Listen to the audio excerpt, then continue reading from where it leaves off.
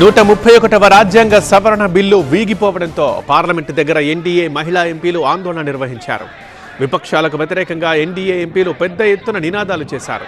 మహిళలకు విపక్షాలు తీవ్ర అన్యాయం చేశాయంటూ ఆరోపించారు.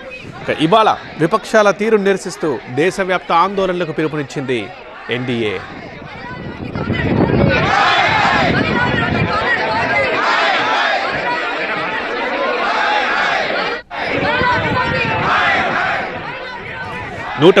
వ రాజ్యాంగ సవరణ బిల్లు లోక్సభలో వీగిపోవడంతో అధికార విపక్షాల మధ్య మాటల యుద్ధం నడుస్తోంది.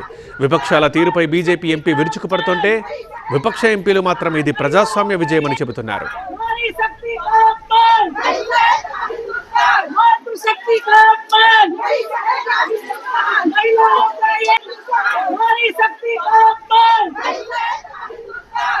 కాంగ్రెస్, టీఎంసీ, డీఎంకే, ఎస్పీలు కలిసి బిల్లుని అడ్డుకున్నాయన్నారు అమిత్ షా.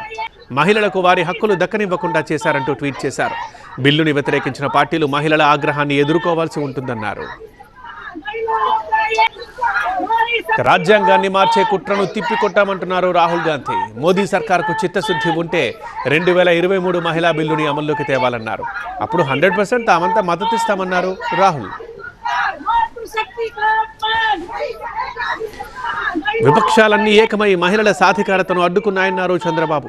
మహిళలకు ఇండీ కూటమి చేసిన ద్రోహాన్ని దేశం గుర్తుంచుకుంటుందన్నారు. నల్ల బిల్లుని విపక్షాలు సమర్థవంతంగా అడ్డుకున్నాయన్నారు తెలంగాణ సీఎం రేవంత్ రెడ్డి.